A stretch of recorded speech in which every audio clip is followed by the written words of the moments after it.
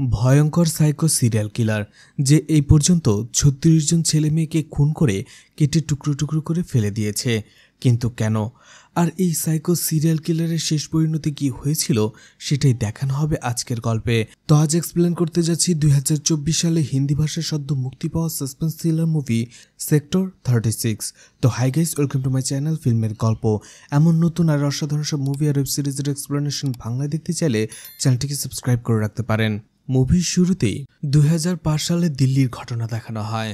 প্রেমকে সোফায় উল্টো হয়ে শুয়ে শুয়ে আপনিও হতে পারেন কোটিপতি এই ধরনের একটি শো দেখছিল। আর শো এর ভেতরে যে প্রতিযোগী ছিল সে উত্তর দেবার আগেই প্রেম বাইরে থেকে সেই উত্তরটা দিয়ে দিচ্ছিল। আর সেই লোকটা উত্তর দিতে পারছিল না বলে প্রেম তাকে গালমন্দ করছিল, বলছিল শুধু আমাকে একবার সুযোগ দিয়ে দেখো, একদিনেই কোটিপতি হয়ে যাব। আর দেখা যায় প্রেমের সেই উত্তরটা সঠিক হয়। এরপরেই একটা ফোন বেজে ওঠে। ফোনটা যেখানে ছিল তার পাশেই প্রেম এবং তার পরিবারের একটি ছবি ছিল, যেখানে তার স্ত্রী আর ছোট্ট একটা মেয়ে ছিল। প্রেম তার স্ত্রীর সাথে কথা বলতে থাকে। সেখানে প্রেমের মেয়ের একটি অপারেশন হওয়ার কথা ছিল, সে তার স্ত্রীকে সেটাই জিজ্ঞেস করে। এছাড়া সে তার স্ত্রীকে বলে রবিবারের মধ্যে সে টাকা পেয়ে যাবে, টাকাটা সে পাঠিয়ে দিয়েছে, আর যেন সে টেনশন না করে। ফোনটা রাখার পরে প্রেম টেপ রেকর্ডারে একটি গান ছাড়ে। এরপরে প্রেম কয়েকটি ধারালো অস্ত্র নেয় আর গানের ভলিউমটা বাড়িয়ে দিয়ে ছাদের ওপরে থাকা একটা ওয়াশরুমে চলে যায়। দেখা যায় সেখানে এক স্কুল ছাত্রীকে মেরে ফেলে রেখেছিল প্রেম। এরপরেই সেখানে ধারালো অস্ত্রগুলো দিয়ে মেয়েটির বডিকে টুকরো টুকরো করে কাটতে থাকে প্রেম। এরপরে একজন পুলিশ অফিসার রামচরণ পান্ডিয়াকে দেখানো হয়, যে তার ছোট্ট মেয়েকে নিউটনের তৃতীয় সূত্র বোঝাচ্ছিল, যে প্রত্যেকটা ক্রিয়ারই একটা সমান এবং বিপরীত প্রতিক্রিয়া থাকবে। রামচরণ পান্ডিয়া বলতে থাকে তার বাবা বলতো নিউটন এই সূত্র আবিষ্কার করার অনেক আগে থেকে পৃথিবীটায় এটা ঘটে আসছে, নিউটন শুধু সেটা আমাদের দেখিয়ে দিয়েছে। রামচরণ পান্ডিয়া তার মেয়েকে স্কুলে দিয়ে আসার সময় বলতে থাকে আমাদের দেশীয় রাজনীতিতেও এইরকম সূত্র প্রয়োগ করা হয়, সেটা হচ্ছে সিস্টেম। এই সিস্টেমের ভেতরে প্রত্যেকটা কাজেরই একটা বিপরীত প্রতিক্রিয়া থাকে। রামচরণ পান্ডিয়া থানায় এসে বলতে থাকে আমিও সেই সিস্টেমেরই একটা অংশ, কিন্তু কখনো এই সিস্টেমটাকে আমি ভাঙতে চাই না। তখন সে একটা তেলাপোকা দিয়ে উদাহরণ দেয়, যে তেলাপোকা যত শক্তিশালী হোক না কেন জিত সবসময় জুতোরই হয়। দেখা যায় সেখানে মণ্ডল নামের একজন লোক বসেছিল। মণ্ডল রামচরণ পান্ডিয়াকে বলতে থাকে সবই বুঝলাম, কিন্তু এই বিজ্ঞান আর সূত্রের সাথে আমার মেয়ের মিসিং হওয়ার সম্পর্ক কি? তখন পান্ডিয়া বলতে থাকে মণ্ডলবাবু, সম্পর্ক আছে, আপনি আপনার মেয়েকে তেমন গুরুত্ব দেননি, যার ফলে সে মিসিং হয়ে গেছে। মণ্ডল তখন মনমরা হয়ে বলতে থাকে আজকে আমার মেয়েটার জন্মদিন, ওর আজকে ১৫ বছর হতে চলেছিল। ও বলেছিল এইবার যদি ও ক্লাসে ফার্স্ট হয় তাহলে ওকে একটা টিভি কিনে দিতে হবে, আর আজকেই ওর রেজাল্ট দেওয়ার কথা। আমি রেজাল্ট আনতে গিয়ে দেখি ও ফার্স্ট হয়েছে, তো ওকে তো এখন একটা টিভি কিনে দিতে হবে। এটা বলে সে কাঁদতে থাকে। পান্ডিয়া মণ্ডলকে শান্ত করে বলে দেখো, রাজীব ক্যাম্পে থেকে তো আজকে আর বাচ্চা মিসিং হচ্ছে না, এটা বছরের পর বছর ধরে চলছে। আমরা কয়েকজন বাচ্চাকে খুঁজে আনতে পারলেও তারা আবারও মিসিং হয়ে যায়, কিন্তু এ নিয়ে কারো কোনো মাথা ব্যথা নেই।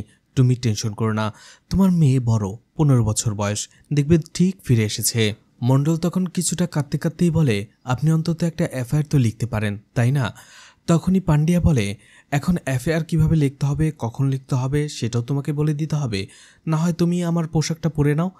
এটা বুঝতে পেরে যায় মণ্ডল যে পান্ডিয়া এফআইআরটা লিখবে না।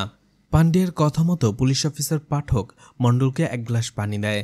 অন্যদিকে পান্ডিয়া কিছুক্ষণ আগে যে টাকাটা ঘুষ নিয়েছিল সেখান থেকে কিছু টাকা সে মণ্ডলকে দেয় আর বলে এটা তোমার মেয়ের জন্মদিনের উপহার, দেখবে ও ফিরে এসেছে। তখন মণ্ডল আবারও কাঁদতে কাঁদতে বলে স্যার, অন্তত পোস্টারটা তো লাগিয়ে দিতে পারি। পান্ডিয়া বলে ঠিক আছে, লাগিয়ে দিয়ে যাও। দেখা যায় মণ্ডল যে পেপারটা লাগায় অনেকগুলো ছেলেমেয়ের মিসিং হওয়ার পোস্টার আগে থেকেই লাগানো ছিল, আর মণ্ডল যে পোস্টারটা লাগিয়েছে তার মেয়ে টুম্পার, সেই টুম্পাকেই গতকাল রাতে প্রেম টুকরো টুকরো করে কেটে ফেলেছিল। এরপরেই সেই রাজীব ক্যাম্পকে দেখানো হয়, যেখানে বাচ্চারা ক্রিকেট খেলছিল। একটা সময় বল ড্রেনের ভেতরে পড়ে যায়। আলী নামের ছোট্ট একটি বাচ্চা যে সেখানে বলটা ওঠানোর চেষ্টা করে, ঠিক তখনই দেখা যায় মানুষের হাতের একটা কঙ্কাল সেখানে ছিল। সেই ব্যাগসহ কঙ্কালটা ওঠানো হয়, সেটা হাতের একটা টুকরো ছিল। কিন্তু সেখানে পাঠক এবং অন্য একজন পুলিশ অফিসার তর্ক করতে থাকে যে এই হাতের কঙ্কালটা হয় বানরের না হলে হনুমানের। এটা নিয়েই তারা তর্ক করতে থাকে, কিন্তু তারা ভুলেও এটা মনে করে না যে এটা মানুষের কঙ্কাল হতে পারে। তখন সেখানে পান্ডিয়া চলে আসে, ভালো করে দেখে, আর দেখার পরে সেখানে থাকা লোকদের বলে, দেখো, রাজীব ক্যাম্প থেকে বা পাশের সেক্টর 36 থেকে কোনো বাচ্চা মিসিং হওয়ার কমপ্লেন আমাদের কাছে আসেনি, তাই এটা কার এটা আমরা বলতে পারছি না। আর যে ড্রেন থেকে এটা পাওয়া গেছে সেই ড্রেনটাও অনেক দূর থেকে এসেছে, হয়তোবা অন্য কোনো জায়গার ডেড বডি এখানে চলে এসেছে, তাই কেসটা আমাদের নয়। তোমরা এটা নিয়ে টেনশন করো না, আর কবে না কবে ফেলেছে সেটা কে জানে। এরপরেই পান্ডিয়া পাশে বিশাল বড় একটা বিল্ডিং দেখতে পায়। পান্ডিয়া অন্য পুলিশ অফিসারদের থেকে জানতে চায় এটা কার বাড়ি। তখন তারা বলে কার্নালের এক বিজনেসম্যান বাসি সাহেবের বাড়ি এটা। এরপরেই পান্ডিয়া অন্যদিকে নজর দেয় আর বলে এই হাতটা কে খুঁজে পেয়েছে। এরপরেই আলী নামের ছোট্ট সেই বাচ্চাটাকে সে কিছু টাকা উপহার দেয়। এদিকে প্রেম বিল্ডিংয়ের ভেতর থেকে এই জিনিসগুলো দেখছিল আর হাসছিল। এদিকে আলীকেও দেখা যায় রাতের বেলা তার পরিবারের সাথে বসে টিভি দেখছিল। তখনই তার বাবা চলে আসে। আলীর মা তাকে জিজ্ঞেস করে, তোমাকে যেটা আনতে বলেছিলাম এনেছো? আলীর বাবা বলে, আমার একটুও মনে নেই। তখনই সে আলীকে টাকা দিয়ে পাঠিয়ে দেয় দোকান থেকে সেটা নিয়ে আসার জন্য। আলীও বের হয়ে পড়ে। আলীর মা তাকে বলে তাড়াতাড়ি ফিরে আসার জন্য। আলী যখনই রাস্তা দিয়ে যাচ্ছিল দেখা যায় সেখানে প্রেম বসেছিল। প্রেম আলীকে ডাকে আর দুটো চকলেট দিয়ে বলে, খাবে? আলী চকলেট দুটো লোভে পড়ে যায় আর সেটা নিয়ে খেতে শুরু করে। ঠিক তখনই প্রেম তাকে পেছন দিয়ে মুখ চেপে ধরে তুলে নিয়ে যায়। এরপরে আলী যখন জ্ঞান ফেরে সে দেখে তাকে হাত পা বেঁধে রেখেছে। সে প্রেমকে বলে, আঙ্কেল আমাকে যেতে দাও, না হলে আমার বাবা তোমাকে গান দিয়ে মেরে ফেলবে। প্রেম একটু মুচকি হেসে বলে, ও তোমার বাবার কাছে গানও আছে। অর্থাৎ সে জানতো আলীর বাবা একজন সিকিউরিটি গার্ড, আর সেই হিসেবেই তার কাছে একটা গান থাকে, এছাড়া তেমন কিছু নয়। সেখানে আলীর সাথে প্রেম একটু মজা করতে থাকে আর বলে, যদি তুমি মারা যাও বা নিখোঁজ হয়ে গেছো এতে তোমার পরিবারে কিচ্ছু যাবে আসবে না। কিছুদিন তোমার জন্য একটু তোমার মা কান্নাকাটি করবে, তোমার বাবা একটু মন খারাপ করবে, এরপরে দেখবে হঠাৎ করে আবার একদিন তোমার বাবা মা শারীরিক সম্পর্ক করবে, এরপরে তোমার মতো আবারও একজন জন্ম হবে, এভাবেই চলতে থাকবে। তোমার ভাগ্য থাকবে বড়জোর একটা ছবি হয়ে দেয়ালে টাঙিয়ে থাকা, এছাড়া আর কিছু না। রাজীব ক্যাম্পে জন্মানো আর নর্দমার কিট হয়ে জন্মানো একই কথা। আমি তোমাকে এরকম জীবন থেকে মুক্তি দিতে যাচ্ছি। কিন্তু তারপরেও আলী তার কোনো কথা শোনে না, সে তার সাথে জোরাজোরি করে। এতে প্রেম রেগে গিয়ে আলীকে ধাক্কা মেরে বসে। এতে আলী মাথায় আঘাত পেয়ে সেখানেই অজ্ঞান হয়ে যায়। এরপরেই প্রেমের ছোটবেলার ঘটনা দেখানো হয়। সিন শিফট হয়ে যায় 1983 সালের চাম্বা নামের একটি গ্রামে, যেখানে প্রেমকে তার মামা ছোট্ট একটি ঘরের ভেতরে আটকে রেখেছিল। সে খাবার নিয়ে আসে। প্রেমের মামা তাকে বলে, আমি তোমার জন্য খাবার নিয়ে এসেছি। তুমি জানো তোমার মামা একটু রাগী, কেন তারপরও আমার কথা শোনো না? আজকে খেয়ে নাও, আর এরপর থেকে লক্ষ্মী বাচ্চার মতো আমি যেটা বলবো সেটা শুনবে। ছোট্ট প্রেমকে সেখানে ভয়ে কাঁপতে দেখা যায়। প্রেম আর তার মামার একটি কষাইয়ের দোকান ছিল, সেখানে তারা মাংস বিক্রি করত। দেখা যায় সেই দোকান থেকে একজন লোক চলে যাওয়ার পরপরই প্রেমের মামা দোকানের শাটারটা বন্ধ করে দেয় এবং ধীরে ধীরে প্রেমের কাছে আসে। এরপরেই গানের ভলিউমটা একটু বাড়িয়ে দেয়। প্রেমের মামা তার কাছে এসে বলে যে এখন মামাকে একটু সেবা করতে হবে। এটা বলে তাকে অ্যাবিউজ করতে শুরু করে। প্রেম অনেকক্ষণ মুখ বুজে সহ্য করে, কিন্তু একটা সময় যখন সে সহ্য করতে পারে না তখন কসাইখানায় থাকা একটা চাপাটি নিয়ে সে তার মামার উপরে হামলা করে এবং তাকে সেখানেই কুপিয়ে কুপিয়ে মেরে ফেলে। এরপরে ঘটনা আবারও প্রেজেন্টে চলে আসে। প্রেমকে দেখা যায় রাতের বেলা ফ্রেশ মাংস কাটছিল। এ থেকে অনুমান করা যায় প্রেম হয়তোবা মানুষের মাংসই কাটছিল রান্না করে খাবার জন্য, সেই ছোট্ট বাচ্চা আলীর মাংস। সে তার ওয়াইফের সাথে কথা বলছিল, ঠিক তখনই ছোটলাল নামের আরও একজন লোক তাকে কল করে। সে ছোটলালের ফোনটা ধরে। প্রেম দেখা যায় ছোটলালকে খুব সাবধানে একটি বক্স দেয়। বোঝা যাচ্ছিল সেখানে হয়তোবা মানুষের অর্গান রয়েছে, অর্থাৎ প্রেম যে বাচ্চাগুলোকে মারত তাদের অর্গান বিক্রি করত, আর সেই টাকাগুলোই সে বাড়িতে পাঠাতো। সেখানে সে ছোটলালের সাথে কিছু কথা বলতে থাকে আর বলে মাঝে মাঝে খুব রাগ হয়, ওই শোগুলোতে আমার মতো কাউকে ডাকে না, কতদিন ধরে ট্রাই করছি, আমাকে একবারও ডাকে না, যত সব অযোগ্য লোকদের ডাকে যারা সেই সব প্রশ্নের উত্তরই দিতে পারে না। একবার শুধু যেতে পারলেই হতো, 50 লাখ টাকা ইনকাম করে চলে আসতাম। ছোটলাল তখন হাসে এবং বলে এই সপ্তাহের টাকাটা দিতে পারবো না, পরের সপ্তাহে পেয়ে যাবে। এখানে তারা আরও কিছুটা মজা করে। এরপরেই সেখান থেকে ছোটলাল চলে যায়। এরপরেই প্রেমকে দেখা যায় ওয়াশরুম থেকে রক্ত এবং কাটাকুটি সেই অংশগুলো একটা ড্রেনের ভিতরে ফেলে দেয়। ডেড বডির কাটা কয়েকটা অংশ বিভিন্ন জায়গায়, বিভিন্ন ড্রেনে, বিভিন্ন নালায় সে ফেলে দেয় এবং কিছুটা অংশ মাটিতে পুঁতে রাখে এবং পুরো বাড়িটা পরিষ্কার করে ফেলে।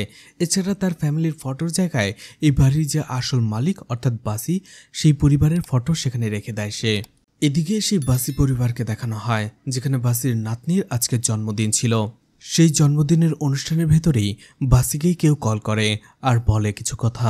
বাসি বলে, পরের সপ্তাহ কেন, এই সপ্তাহে কেন নয়? আচ্ছা, আমি দিল্লি আসছি কালকে, এই বিষয়ে কথা বলবো। এছাড়া সেই লোককে বাসি বলে, কালকে সন্ধ্যার জন্য চুমকিকে বুক করে রাখো। এরপরেই সে চুমকিকে দেখা যায় যেখানে তার বাবা তার কিছু ফটো নিয়ে দেখছিল এবং তার মা বলে, এসব ফটো দেখা বাদ দাও, এখন চলো পুজো দিতে হবে। এদিকে প্রেমকে দেখা যায় গানের তালে উন্মাদের মতো নাচতে। এছাড়া সে শুয়ে শুয়ে কল্পনা করতে থাকে এই পর্যন্ত সে কতজন বাচ্চাকে খুন করেছে। এদিকে চুমকি পুজোতে আনন্দ করছিল, ঠিক তখনই তার একটা কল আসে আর কলটা ধরার জন্য সে পাশে চলে যায়। এদিকে পান্ডিয়াও তার মেয়ে এবং স্ত্রীকে নিয়ে পুজো দেখতে চলে যায়। সেখানে স্টেজে একটি পারফরমেন্স হচ্ছিল, সেখানে দেখা যায় সে পুলিশ অফিসার পাঠককে পারফরমেন্স করতে। এদিকে সেই পুজোর অনুষ্ঠানের ভেতরেই আরও একটি লোককে মুখোশ পরে দাঁড়িয়ে থাকতে দেখা যায়। এছাড়া সেই ছোট লালকেও দেখা যায় যে অ্যাম্বুলেন্স নিয়ে সেখানেই বসেছিল। এদিকে পান্ডিয়াকে দেখা যায় সেও একটি স্টেজ পারফরমেন্স করার জন্য রেডি হচ্ছিল। ঠিক তখনই সেখানে চলে আসে চুমকির বাবা হরিসাধন। সে এসে বলে, আমি কালকেও এসেছিলাম, আমার মেয়ে চুমকি 4 দিন ধরে নিখোঁজ। সবকিছু শোনার পরেও পান্ডিয়া বলে, ঠিক আছে, আপনি কালকে থানায় আসুন, কালকে তোমার মেয়েকে পেয়ে যাবে। কিন্তু হরিসাধন বলে, আপনি তো রোজই বলেন কালকে আসো, আর আমার মেয়ে নিখোঁজ হয়নি, আমার মেয়েকে তার মালিক কিডন্যাপ করেছে, আপনি একটু খুঁজে বের করুন। কিন্তু তারপরও পান্ডিয়া তার কথায় কোনো গুরুত্ব না দিয়ে সেখানে তার নাটকের জন্য প্রিপারেশন নিতে থাকে। ঠিক সেই সময় হরিসাধন রেগে গিয়ে বলে, আপনার মেয়ে যদি হারিয়ে যেত তাহলে আপনি বুঝতে পারতেন। এই কথাটা শুনে পান্ডিয়া রেগে যায় আর বলে, তোমার এত বড় সাহস হলো কি করে, তুমি আমার মেয়ের কথা কেন আনলে এখানে? সেখানে সে তাকে অপমান করতে থাকে আর বলে, এই রাজীব ক্যাম্পে 1.5 লাখ মানুষ রয়েছে, কিন্তু এই 1.5 লাখ মানুষের জন্য আমরা পুলিশ রয়েছি মাত্র 3 জন, মানে প্রত্যেকের জন্য 50,000। এই যে দেখো পুলিশ অফিসার বিষ্ণু, সে 6 মাস ধরে তার মায়ের অসুস্থতার জন্য ছুটি নিতে চাইছে, কারণ তার মায়ের ক্যান্সার, কিন্তু তাকে কোনো ছুটি দেওয়া হচ্ছে না, কারণ সে চলে গেলে তার ভাগের যে 50,000 লোক সেটাকে সামলাবে। আর তোমরা এসেছো তোমাদের মেয়ে খুঁজে দিতে, আমরা কয়জনকে খুঁজে বের করব? এভাবে অপমান করে তাকে তাড়িয়ে দেয়। এরপরে পারফরমেন্স শেষে পান্ডিয়া তার স্ত্রীর কাছে চলে আসে আর বিভিন্ন বিষয় নিয়ে কথা বলতে থাকে। তখনই সে তার মেয়েকে খোঁজে, বলে, ভেদু কোথায়? তখন তার স্ত্রী বলে, সে তো তার বান্ধবীদের সাথে একটু ওয়াশরুমে গেছে। এই কথাটা শুনে পান্ডিয়ার একটু সন্দেহ হয় এবং তার স্ত্রীকে বলে যে নিয়ে আসার জন্য। অন্যদিকে দেখা যায় সেই মুখোশ পরার লোকটি পান্ডিয়ার মেয়ে ভেদুকে মুখ চেপে কিডন্যাপ করে নিয়ে যায়। অন্যদিকে পান্ডিয়া সেখানে দাঁড়িয়ে দাঁড়িয়ে আশেপাশের সবার দিকে নজর রাখছিল যে সেখানে কারো কাছে তার মেয়ে রয়েছে কিনা। হঠাৎ করেই সেখানে সে ভেদুকে দেখতে পায়, যাকে একজন লোক নিয়ে যাচ্ছে, আর দেখেই সে দৌড়াতে শুরু করে। এদিকে ছোটও দেখা যায় সেই লোকটার হয়ে কাজ করত। বাচ্চাটা কিডন্যাপ করার সাথে সাথে সে অ্যাম্বুলেন্সের দরজা খুলে রেডি হচ্ছিল। ঠিক তখনই সে দেখতে পায় সেই লোকটা দৌড়ে আসছে। সেই লোকটাও ভেদুকে রেখে পালাতে শুরু করে আর পান্ডিয়াও তার পিছু পিছু দৌড়াতে শুরু করে।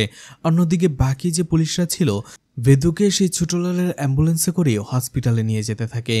আসলে তারা বুঝতেই পারেনি যে ছোটলালও সেই কিডন্যাপারের সাথে মিলেছিল।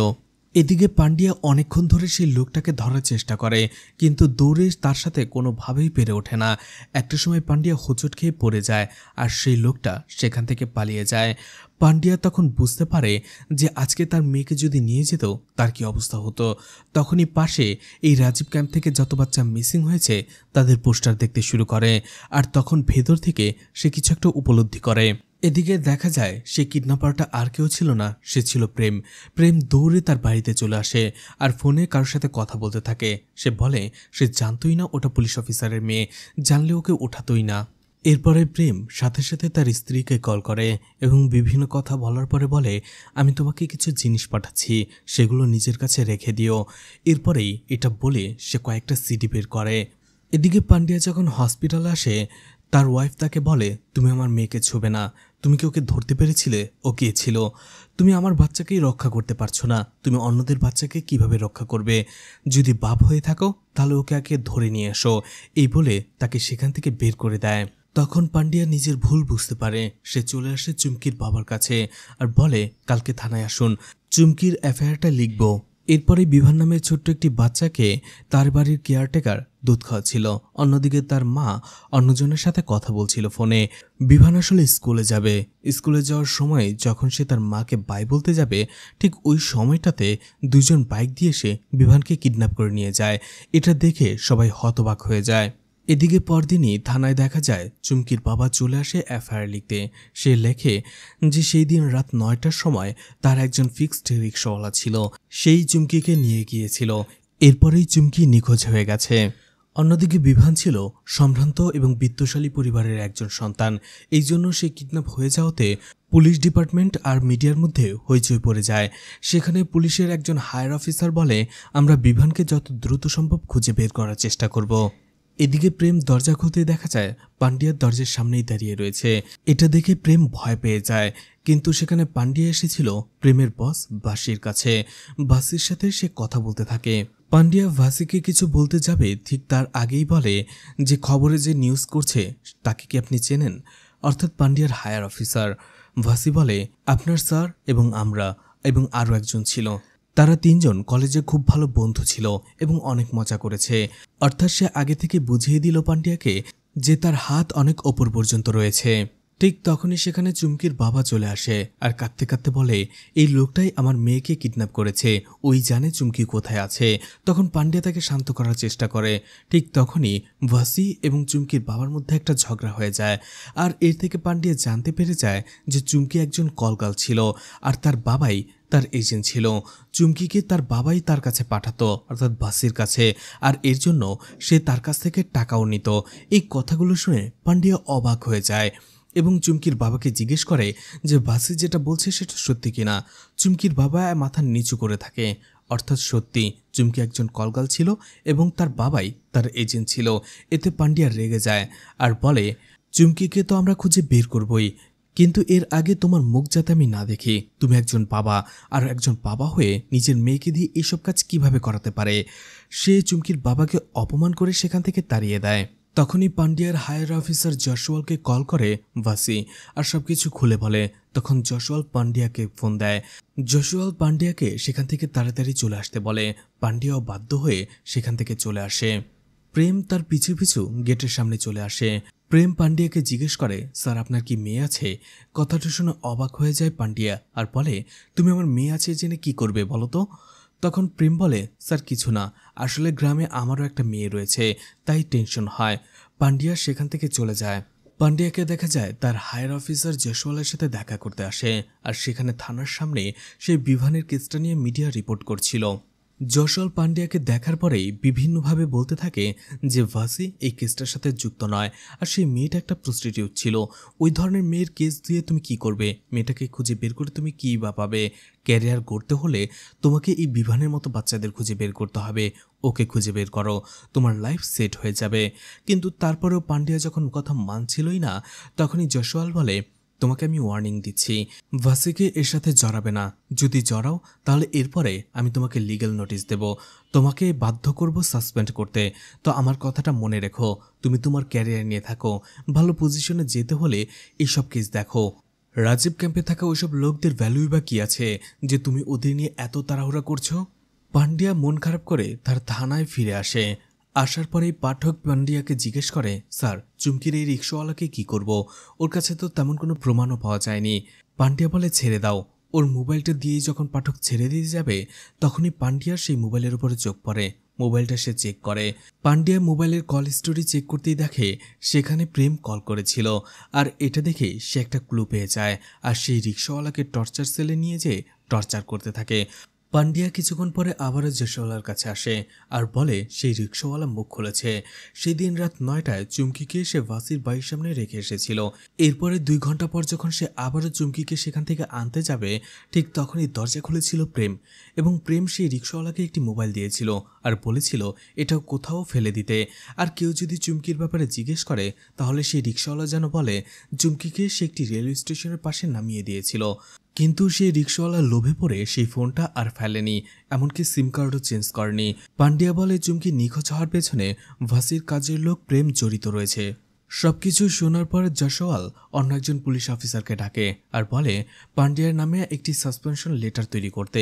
এটা শুনে পান্ডিয়া অবাক হয়ে যায়। যশোয়াল তখন রেগে যেয়ে বলে আমি তোমাকে বলেছিলাম যে ভাসিকে এর সাথে জড়াতে না, তুমি আবারও সেই অ্যাঙ্গেলটাই টেনে নিয়ে আসলে।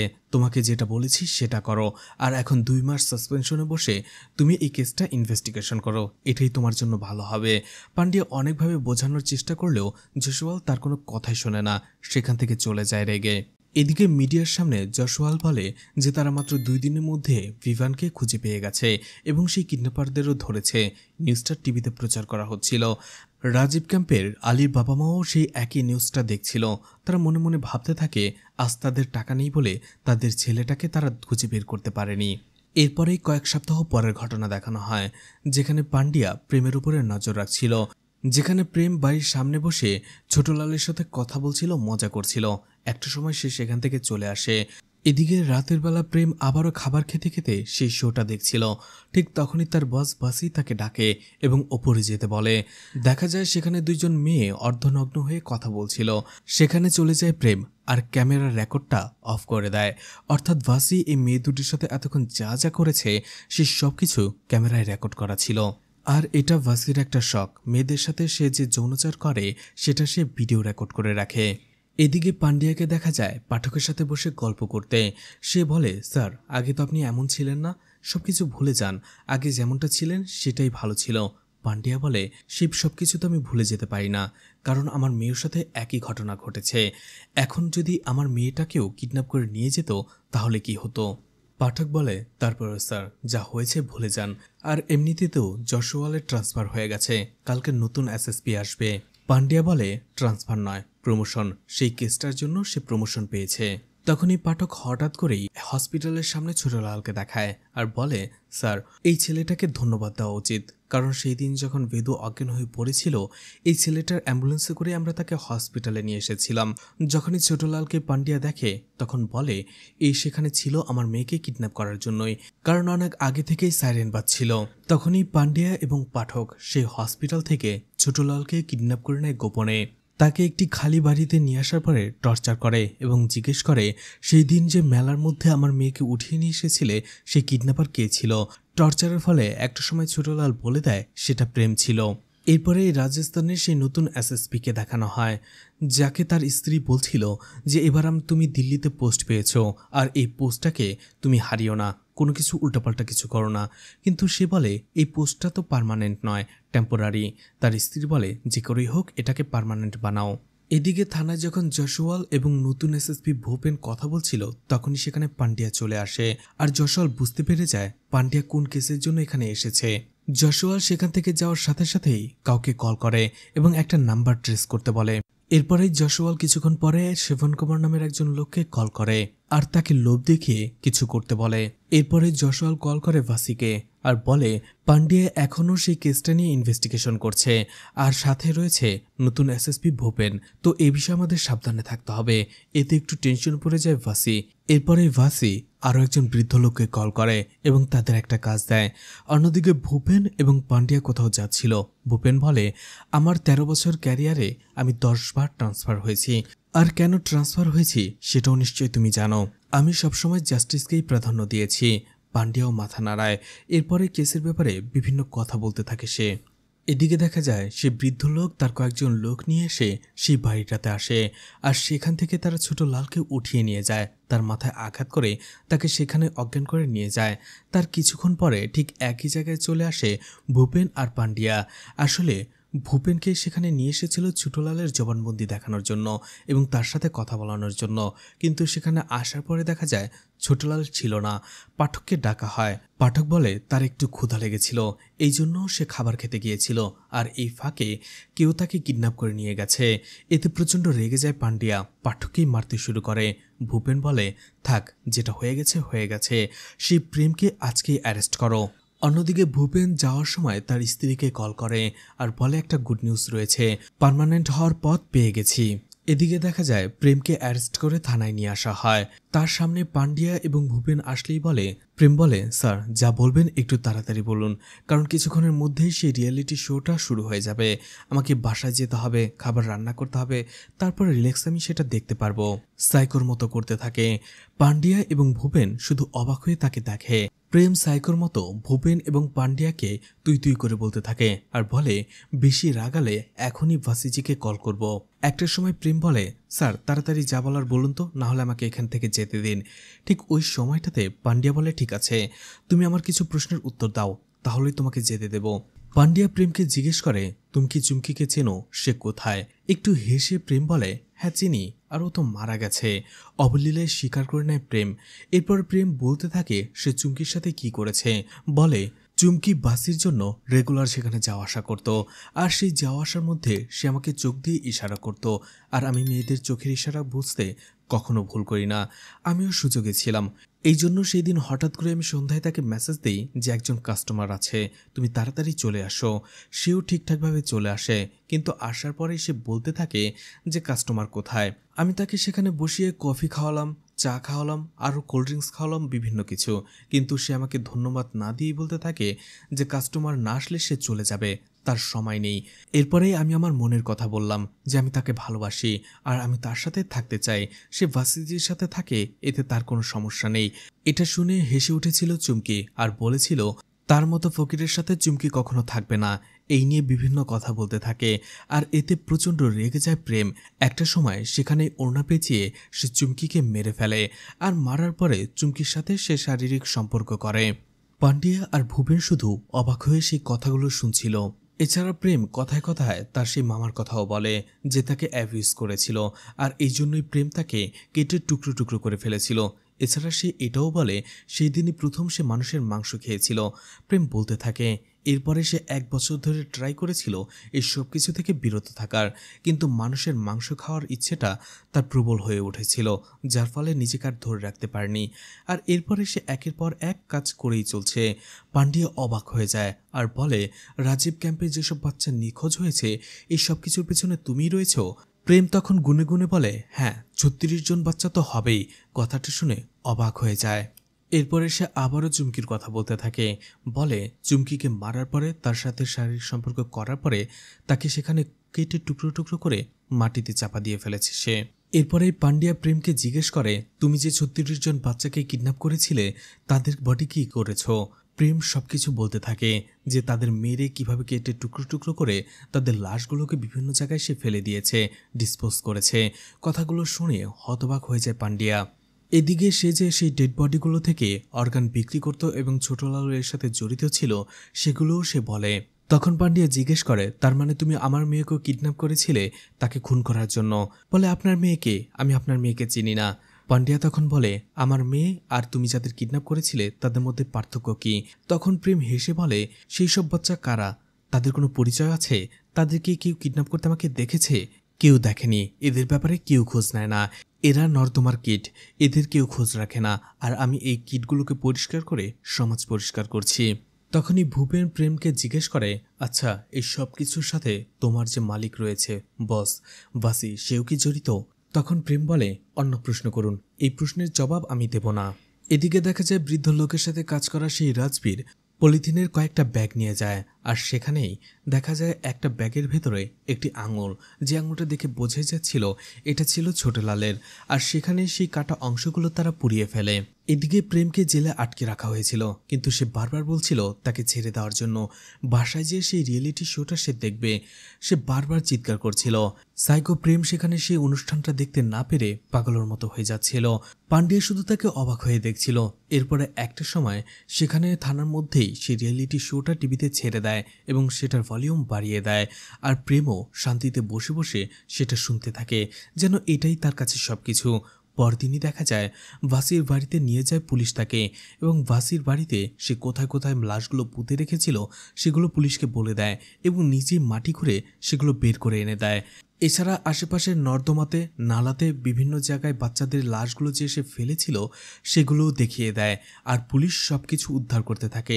আশেপাশে মানুষের ভিড় হয়ে যায়, মিডিয়া চলে আসে সেখানে চুমকির ডেড বডির কাটা অংশগুলো বের করে দেয় প্রেম। অন্যদিকে যাদের বাচ্চা হারিয়ে গিয়েছিল তারা সেখানে এসে ভিড় করতে থাকে, আর চারপাশে বাবা মার আহাজারিতে ভারী হয়ে ওঠে পরিবেশ।